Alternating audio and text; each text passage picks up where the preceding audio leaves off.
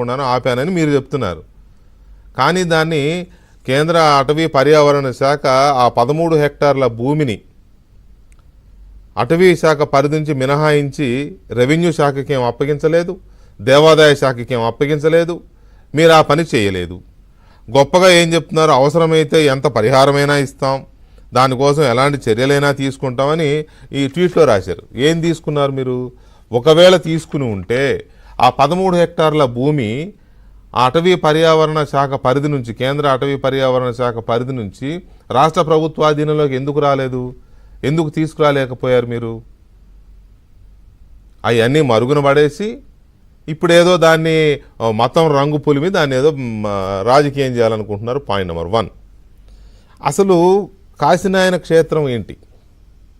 నిజానికి ఆయన పేరు కాశిరెడ్డి నాయన. అంటే ఒక రకంగా చెప్పాలంటే మనం ఒక షిరిడి సాయిబాబా లేకపోతే కొంతమంది ఇట్లా బాబాలు ఉంటారు కదా, యోగులు, అట్లాంటి ఆయన పెద్ద ఆయన 86 ఏళ్ల వయసు వరకు ఆయన బతికారంట.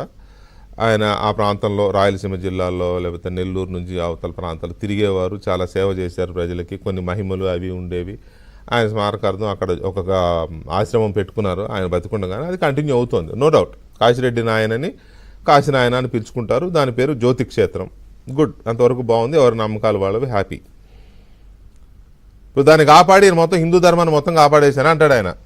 కాపాడి అంటున్నాను నేను, కాపాడలేదు. నిజానికి నీకంత చిత్తశుద్ధి ఉంటే, కాశిరెడ్డి నాయన ఆశ్రమం మీద అంత చిత్తశుద్ధి ఉంటే, నువ్వున్న 5 ఏళ్లలో దాని మీద స్పెషల్ ఫోకస్ పెట్టి ఆ మొత్తం 13 హెక్టార్ల భూమిని రాష్ట్ర ప్రభుత్వం పరిధిలోకి తీసుకొని వస్తే అప్పుడు నువ్వు దానికోసం సేవ చేసినట్టు. నువ్వు చేసింది 2023 ఆగస్టు 18 నువ్వే చెప్తున్నావు. 2024 మే 13 ఎన్నికలు వచ్చినాయి. దాని మీద మరి ఇప్పుడున్న అటవీ శాఖ వాళ్ళకి ఏమి అవగాహన లేదా ఏంటో తెలియదు. కానీ వాళ్ళు రీసెంట్గా వెళ్ళి అక్కడ 6-7 సత్రాలు ఉంటాయి. ఆ మొత్తం ఆ 13 హెక్టార్ల ఆశ్రమంలో 6-7 సత్రాలు ఉంటాయి. ఒక సత్రాన్ని వీళ్ళు టైగర్ జోన్లో ఉంది అని చెప్పి ఒక సత్రాన్ని కూలగొట్టారు. టాయిలెట్స్ 2-3 టాయిలెట్స్, సత్రం షెడ్ని కూలగొట్టారు. నో డౌట్ తప్పు చేశారు. అది గవర్నమెంట్ దృష్టికి తెలిసి జరిగిందా తెలియక జరిగిందా అనే తప్పు, ఫారెస్ట్ వాళ్ళు చేసింది తప్పు 100%, నో డౌట్. అందులో ఎలాంటి సందేహం లేదు. ఇది తెలిసిన వెంటనే లోకేష్ బహిరంగ క్షమాపణ చెప్పారు.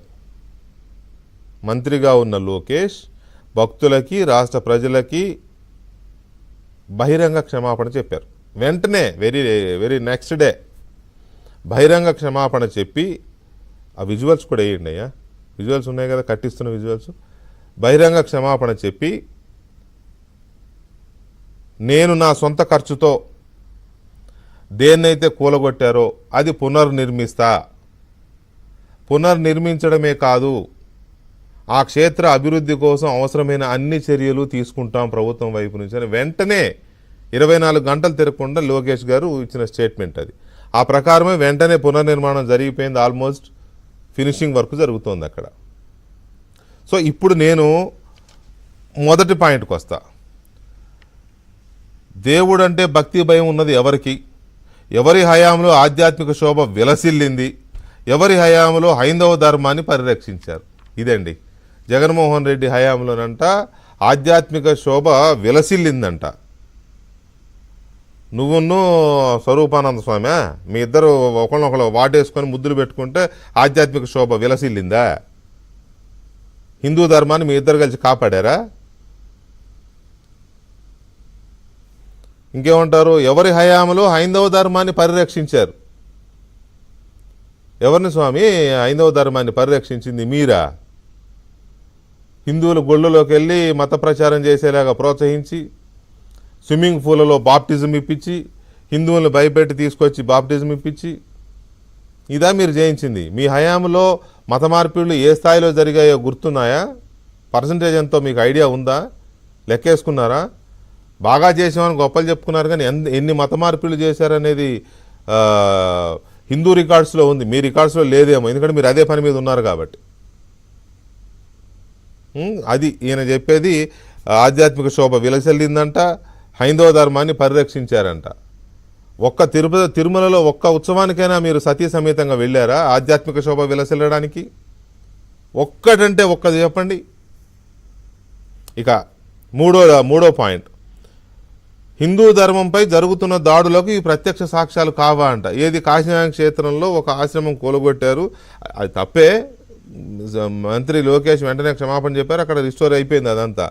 దాన్ని బేస్ చేసుకుని ఆయన ఏమంటాడంటే హిందూ ధర్మం పైన జరుగుతున్న దాడులకు ప్రత్యక్ష సాక్ష్యాలు కావా అంట. ఇవి ప్రత్యక్ష సాక్ష్యాలంట. ఏవి ఇవి ఎన్నైనాయి అక్కడ?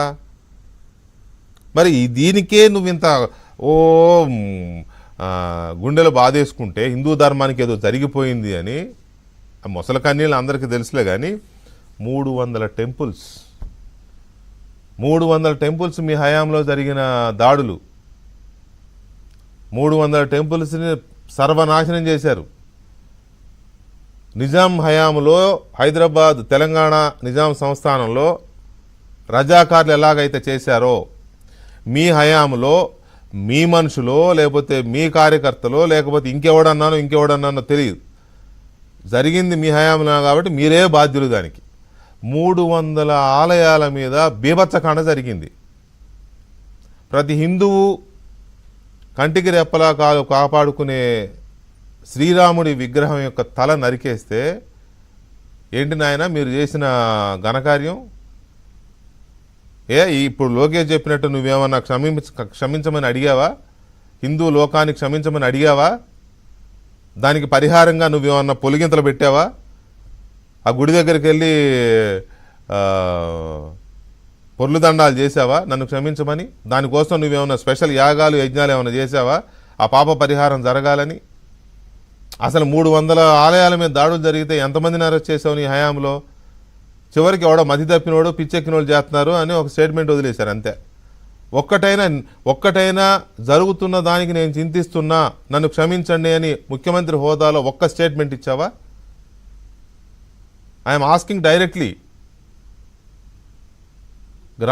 గ్రామ సచివాలయాల్ని నువ్వు క్రైస్తవ మత కేంద్రాలుగా మార్చావు, గ్రామ సచివాలయాల్లో నువ్వు ప్రార్థనలు పెట్టించావు, ప్రభుత్వ కార్యాలయాల్లో ప్రార్థనలు పెట్టించావు,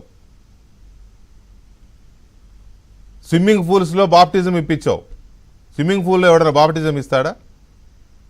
ఎక్కడో అక్కడ పర్మనెంట్గా మనుషుల్ని పెట్టావు, అక్కడ కొంతమందిని పెట్టి వీలైనంత మందిని లాగేయండి దీంట్లో. కానీ ఇదా మీరు చెప్పే హైందవ ఏంటది ఆధ్యాత్మిక శోభ అంట? బా, ఆ 5 ఏళ్లలో ఊరు వాడ ఆధ్యాత్మిక శోభ ఏం కనపడింది నాయన. అరే అసలు తలుచుకుంటేనే ఒళ్ళు గగురు పడుస్తోంది. మీ హయాంలో జరిగిన ఆధ్యాత్మిక శోభ, శ్లోకాలు అవి బీభత్సంగా చేశారు మీరు. దీన్ని బేస్ చేసుకుని కాశీనాయన క్షేత్రంలో జరిగిన ఘటనని బేస్ చేసుకుని, అది కూడా హిందువులు బాధపడాల్సిన ఘటన, నీకు సంబంధం లేదు, మీరు బాధపడరు, కేవలం దాన్ని వాడుకుంటున్నారు. పైగా ఇక్కడ కీలకమైన పాయింట్ ఏంటంటే 20 రోజుల క్రితం జరిగింది ఈ ఘటన.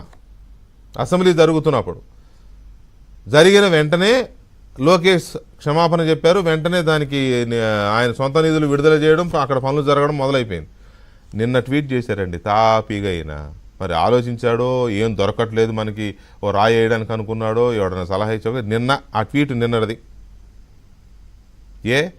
ఈ 15-20 రోజులు ఏం చేశారు? వెంటనే ఎందుకు స్పందించలేదు? ఒకవేళ అంత ఇదే ఉంటే, కాశిరెడ్డి నాయన ఆశ్రమం మీద మీకు అంత ఇదే ఉంటే 20 రోజులు పట్టిందా? రైట్, ఇది ఒక పాయింట్. ఇంకొక ఇంపార్టెంట్ పాయింట్ ఉంది ఇక్కడ. ఇది కడప జిల్లా బద్వేలు నియోజకవర్గంలో ఉంటుంది. ఆ బద్వేలు నియోజకవర్గంలోని లోపల అటవీ ప్రాంతంలో ఒక అటవీ, నల్లమేల అటవీలో ఉంటుంది ఈ జ్యోతి క్షేత్రం. కాశీనాయన ఆశ్రమం అంటారు, జ్యోతి క్షేత్రం అంటారు. ఆ మండలాన్ని సృష్టించింది ఎవరు? ఆ మండలాన్ని సృష్టించింది ఎవరు తెలుసా? ఆ మండలానికి కాశీనాయన మండలం అని పేరు పెట్టింది ఎవరు తెలుసా? స్వర్గీయ అన్న నందమూరి తారక రామారావు. అక్కడ ఎప్పటి నుంచి ఉంది ఆశ్రమం? మీరు ఎప్పటి నుంచి రాజకీయాలు చేస్తున్నారు? మీరు మీ ఫ్యామిలీ దాదాపు నాకు తెలిసి 40 ఏళ్ళ నుంచి చేస్తున్నారు. మరి ఏం చేశారు 40 ఏళ్ళ నుంచి? కాశీనాయన ఆశ్రమానికి మీరు ఓడబొడిచింది ఏంటి? ఎన్టీ రామారావు వచ్చిన తర్వాత ఆ ఆశ్రమాన్ని అభివృద్ధి చేయడం, దానికి ఆ మండలాన్ని సృష్టించింది ఆయనే కాబట్టి అదొక మండలం చేసి దానికి కాశీనాయన, ఎందుకంటే ఆయన చేసిన సేవలు, ఆధ్యాత్మికత, ఆయనకున్న భక్తి వీటన్నిటి దృష్టిలో పెట్టుకుని కాశీనాయన మండలం అని పేరు పెట్టారు. ఇవాళ వచ్చేసి గుండెలు బాధేసుకుంటున్నారు. పైగా ఆధ్యాత్మిక శోభ అప్పుడు విలసిల్లింది నా